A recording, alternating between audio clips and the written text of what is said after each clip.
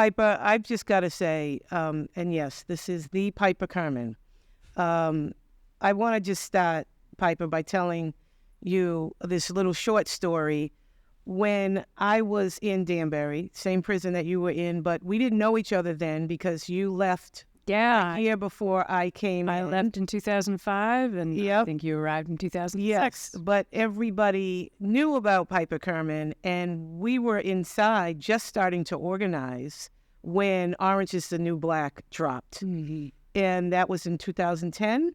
The book was published in 2010, Yep. and the show came out in 2013. Yes. So we just knew about the book. And the book, you saw my dear friend, Angelita Green, at a book signing in Boston. Mm-hmm. And Angel said, my buddy is locked up in Danbury. Will you sign this book for her? She stood online and waited. And you signed My Orange is the New Black. And you said, hold on to your granny panties. And so that was the first copy of Orange is the New Black that came into the prison, into Danbury. I did not know that. And so we would always circulate our books because maybe one or two of us would get books. And by the time that book made it back on top of my locker, it was falling apart. It was right. But I love it. I have it to this day. And of course, we've circulated that book just hundreds and hundreds of times to incarcerated women. So I just want to say thank you. It gave me a lot of hope. And it was just great to be able to share your story in the prison at the time. So Andrea, I can't believe I've known you all these years and I never heard that story. Yep. You know, your book, Upper Bunkies Unite, is right on. I have 2 bookshelves on either side of my writing desk, and your book is literally within arm's reach. Well, that was a memoir. I was afraid to change it when I came out, so it's like one long run-on sentence. But it was the start. It is full of important stories and ideas. Well, thank you. Yeah. And thank you for being here, taking time out. You are here because this is the 10th anniversary of our FreeHer March and Rally in Washington, D.C. The first one we did in 2014 with President Obama was in office. And that was a very important and pivotal time for us because we, thanks to the help of civil rights lawyer Nkechi Taifa, we actually got the attention of President Obama, who invited us into the White House. And who else came in there with us? Piper Kerman. And it was beautiful to all be together at the White House and with Ramona Brandt, our beloved dear Ramona, who was literally doing life with no parole on a prison bunk the week prior. Yeah. And then came out and was with you and President Obama and went to lunch with President Obama. And that was fantastic. It was amazing. I'm incredibly grateful that I got to meet Ramona, who was departed from us far too soon and had only those few precious years of freedom after her commutation. And I'm really grateful that I got to meet her. And to me, people are more than emblems, but her story is so emblematic of all the things that the National Council is fighting for. Yeah. You know, whether it's clemency or fairness in sentencing or really, frankly, you know, divesting ourselves of the idea of putting people in cages at all. That's right. When I think about Ramona and her story, I'm really grateful I got to meet her. And I'm also so grateful that we had Ms. Harvey with us. Yes. Ms. Hardy with us at the White House, because that is frankly something that, you know, you don't necessarily dare even to hope for. Yeah. Is that, you know, you can have these amazing women who you stood shoulder to shoulder with, and that you'll get to step out into freedom and into the free world and be shoulder to shoulder again. Well, she is still with us, Phyllis Hardy. We call her Grandma. It's our matriarch of the National Council. She gave us very specific instructions when we started to organize inside back in 2010 in Danbury. And as I left, nobody else in the leadership team was able to leave. They were all doing very protracted, draconian sentences. Many of them had already been doing that Fed time. So I was tasked and given my instructions by Phyllis Hardy, and she's our matriarch, and she's 80 years old now. And Pop Willie, her husband, who also did a significant amount of Fed time, is 93 now. And so they are still, giving us instruction and holding us down in this work. Yeah. Well, so, anything Ms. Hardy tells you to do, you better do. You better do it. Let's talk a little bit, Piper. When you wrote your book, Orange is the New Black, what moved you to write that book? Because it was your story. Like, my little memoir was my story. Mm-hmm. And it's important. I think you have committed a lot of your life after incarceration to teaching and encouraging people how to write their stories. Mm-hmm. But for you, what was your purpose in writing Orange is the New Black? It lit a fire, as those of us who are organizing outside, to a group of young women, particularly college-age women, that had not been paying attention. It is such an important piece because of that, and really gave us an army of young women who were willing to say, wait a minute, let's rethink what we're doing here. So what was your reason? Yeah. So, I got released 2005. Mercifully, unlike Ramona or Grandma, had a short sentence for, frankly, a very similar offense. We know that women of color, and especially Black women, are most penalized by the inequities that dwell in the criminal legal system. So I came home in 2005 aware of that fact because, of course, there were women I was shoulder to shoulder with who were doing a ton of time, and I had, my 15-month sentence. So I was thinking about that, and I came home, and I was like, I don't know what just happened, but it wasn't anything approximating justice. And I knew that I couldn't take that experience, and with all the privilege that I had, a college education that not even a strip search can take away, many advantages, I couldn't just put the terrible and traumatic experience of incarceration behind me, knowing what was happening to, women that I cared a lot who are still back in Danbury, and also to, hundreds and thousands and millions of other people all over the country. So the thing that I did know how to do, because I did have the good fortune of that college education, and my professional work before being locked up involved a lot of writing, I did know how to write. Mm-hmm. And I was lucky I got encouragement to write. And so, in deciding to talk about something which is a traumatic experience and many people consider to be a shameful experience in terms of talking about the mistakes that I've made in my life, why do you choose to do that? Why do you choose to, put that in a book and publish it and hope for the best? Because you hope that it will change people's ideas and change people's minds about, who's in prison, why are they there, what is happening to them there. And I believe firmly that you do have to change hearts and minds before you can change really bad policy.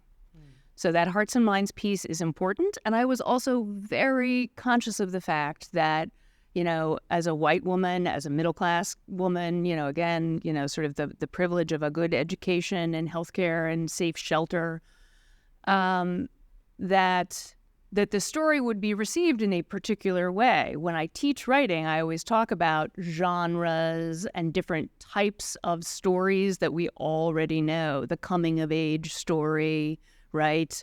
The quest.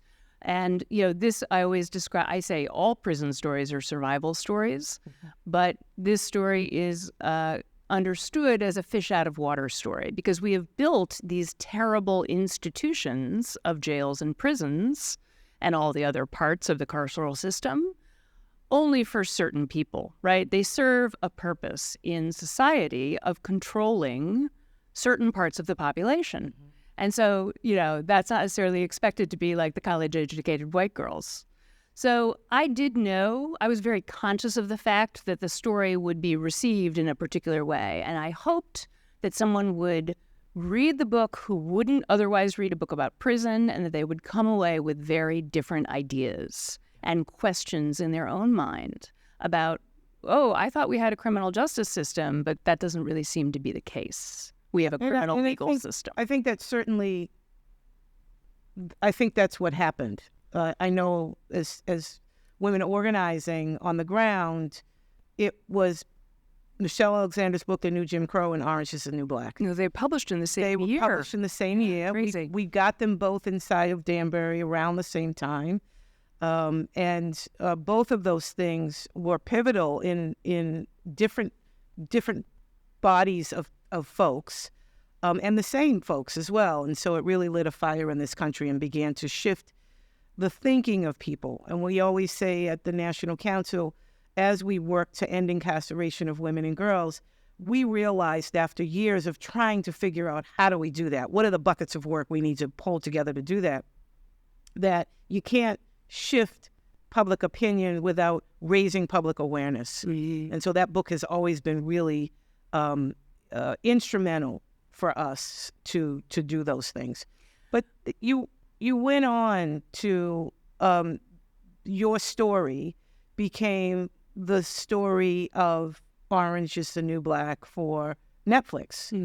And that just went all over the world. And what was that experience like for you to have your book and then to be transferred to a much larger story? What was that like? Well, you're a memoirist as well, so you can imagine sort of the terror of handing over a story which is, not only important to you, but also, very, very personal to other people to do all kinds of stuff with, right? But I knew that, even the best-selling book reaches a small fraction of the number of people that filmed entertainment and particularly television reaches. And I firmly believe, this is a mass movement, and so we need to figure out ways to engage with mass communications that are effective and that will inform people and move people, even though those mass medium communication formats are invariably controlled by corporations, which are only concerned about the bottom line. So that's a tricky engagement, right? For sure. I'll tell you something. I'm still very close with the woman who was my college advisor when I was a theater major, when I was, a late teenager, early 20s person. And she's a wonderful, radical, incredible woman. And when the book first came out, I sent it to her. And of course, I wanted her to be proud of me. And she called me up and she said, "I'm really proud of you. I love this book. It's about the women. It's not a memoir that's just about you. It's a representation from your perspective, of course, of a community of women." And that's what I'm really grateful for about the Netflix adaptation, is that it is not a single protagonist. It is not like, Walter White or Tony Soprano or any of these sort of paradigms we know around white male protagonists. It is an idea about a community of women, and lots of different women step into that protagonist role over the course of the 7 seasons, right? And that's why people liked it. Yeah. That's why the show had their favorites. Garnered its response, is because there were whole followings that happened behind different characters. If you hated the Piper character, you probably loved, the Tasty character, or, there's so many different characters. There's old women. You almost never see old women on television, right? Yeah. There were old women. There were women who were in the grips of mental illness, and those characters were very compelling, as opposed to being, side characters or, sort of a throwaway idea. The show did a good job of moving different people into the spotlight and really giving an opportunity to understand what was happening to them there in the prison, but also what had happened to them in their life prior to prison. How did you feel that this changed you in any way? How did that series, what did it do for you? What did it put into your thought process about what do I do next? Because you do some incredible things now. What did that do for you to propel you to where you are today and all the contributions that you continue to make? I mean, the things that I'm most grateful for about, the concentric ripples that the series has created is that I've been able to go to 49 states in this country and talk in community about these things. And so, and when I give a talk, it doesn't matter. I've been to North Dakota, Alaska, Mississippi, these questions have such resonance. People come to these discussions, even if they haven't had the direct experience of being incarcerated, they know somebody who has. That might be a family member or a friend, someone they knew. Or they may have been victims of harm, and they have something to say about that. I was just in Tennessee, and during the Q&A, we had one woman who got up who she was deaf, and we had sign language, American Sign Language folks there, so everyone was able to participate with her question. But she had been arrested and brutalized by police, and her disability had made an already terrible experience of any interaction with law enforcement exponentially worse, and had really serious impact on her and her family's life.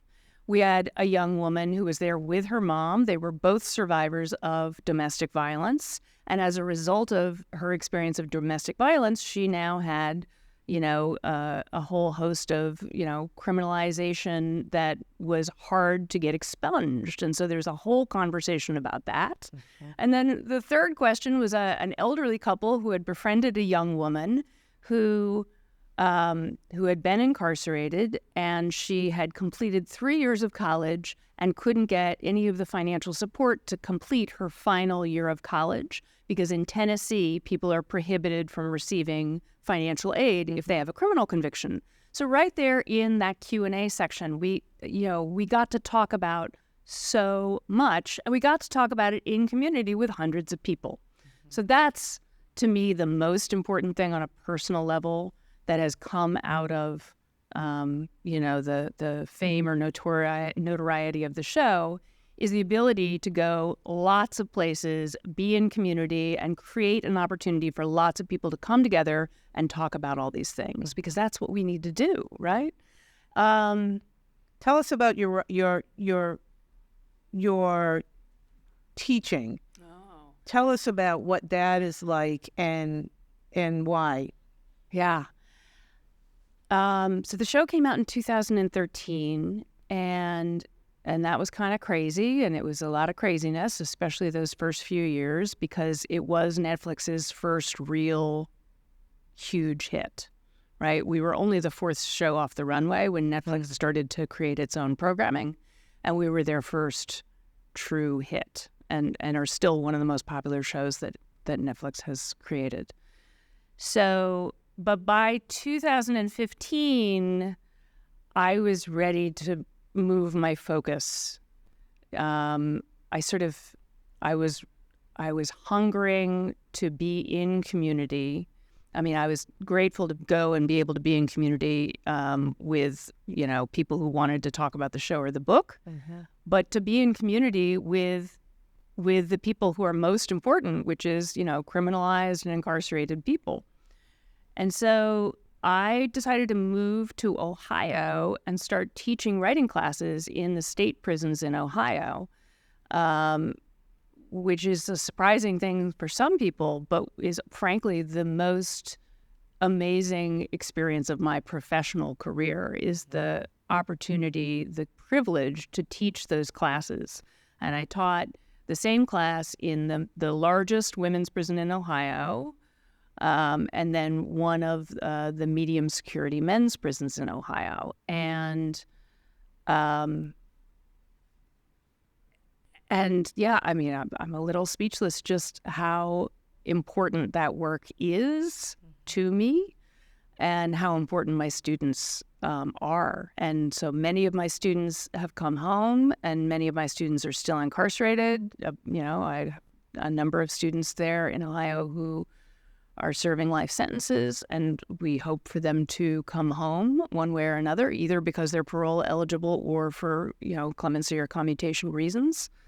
But they're important. And actually, one of my students, it was just covered in the Washington Post, and she's been an amazing student. She's won several awards for her writing while she was incarcerated. She was able to come home last fall, and it's been a struggle. And the coverage, which was in the Washington Post, was about, how challenging and difficult it is for people to return to the community. Yeah. But I think the importance of telling our stories through whatever medium works. Like writing is just one way to tell a story. You can tell a story via music, via dance. I mean, there's a million different creative ways to convey narrative, but it's really important on a lot of levels. It's important to bear witness to what is happening and what has happened. And that's one of the most important things that, criminalized people that we need. It is also, I think, personally transformative. I think the opportunity to take the time to seriously consider your story up until this present moment. And your story is usually this very complicated mix of like what other people have told you about yourself and what you know to be true. And when you go back and examine it, like sometimes the truth looks different, right? Yeah. Sometimes the truth is much more complex than the stories that were perhaps imposed upon you. So I think that's an important thing for people to do. And then the creation of an affirmative story going forward. Like, what do I want my story to be going forward? Where does my story fit in with other people's stories? And what does that look like as we step into the future? That's also one of the most important things, I think, not only for individuals, but for us as a movement. Yeah, and I think that's spot on, because what we're talking about is exactly what's happening with, more than 1,000 plus women descending, all formerly incarcerated from every state around the country, coming into Washington, D.C., women who are leaders, who are leading organizations and projects since coming out of incarceration. And so holding elected office. Like Tijuana Brown, amazing. Like the first Charlotte City Councilwoman. It makes my heart. Yes, so many. We've got Stacey Borden running now for governor's council in Massachusetts. We have Terry Minor in Pittsburgh. I mean, we have these sisters who have come home, and they are shaping new futures for themselves. But it's not about just the individual advancement. It's about how do we move, how do we shift an entire country to be supportive and to help women to figure out what more is there to my story. Yeah. So we're really excited. This anytime that we are able to come together, I think the FreeHer Conference certainly demonstrates this, but this is the 10th anniversary March on Washington. We're coming together a lot stronger, a lot more of us, to really say, and all of us, we've got Piper Kerman in the house. I mean, we've got sisters who could be anywhere in the world, and you guys have come back home to be with your sisters, to say, I'm standing, I'm still here, and I'm going to use my voice to make sure that we pushed 102 women got out under President Obama. We advocated for about 50 of them with the beautiful, amazing Amy Pova. Can-do Clemency. She got clemency from President Clinton. Got out after 9 years inside, never looked back. Like, I'm going to create something. And she created Can-do Clemency. And that's how we were taught about how to do clemency. And so we've been in lockstep with Amy Pova all these years. But we probably advocated collectively for 50 of those 102 women who did come home. But guess what? Michelle West is still there. Yep. 31 years now. She needs to come home. She spent 20 in Danbury, 10 in Dublin. And, we just got Dublin shut down because of the egregious sexual violence and rapes of women in that prison. And so I mean, it is egregious. Now, I live now in Northern California, very close to Dublin. I live in the same county as Dublin. And the thing that is enraging, certainly to hear what was endured specifically by women in that facility over, a long time horizon. I mean, that case and that situation has been well reported on and top of mind for many people for some time. However, I will also say one thing that's frustrating me, I was listening to NPR, in the Bay Area, and they're talking about Dublin in a very sort of pearl-clutching way. And I was like, oh, maybe you should just Google Lowell in Florida. Maybe you should Google Tutwiler in Alabama. Maybe you should Google in New Jersey. Yeah, or you Google Lake, I think it's Lake Huron in Michigan. I mean, it's the same story. So enough with the pearl-clutching about Dublin. Right. It's horrific, and those women need to be freed. Right. They need clemency. They need, to be safe. Yeah. But please don't talk about this like it's an outlier. Right. Right? It's exactly. And that's what we've been trying to lift that up. Mm-hmm. And I know there's a joint committee in Congress that has determined that it's not an outlier. I don't think people are paying attention to all of the reports and the research that's coming out. And we think, as formerly incarcerated women, that in every prison this is happening, every woman's prison. Yes. That these incidents are happening, and whether they rise to the level of something like a Lowell, which was turned into practically a brothel, or Dublin, or any of these places. But we too have said the women need to be freed, particularly the elders, the long-timers like Michelle West. And instead, what's happening and what we're embroiled in right now is that the women have been shipped out.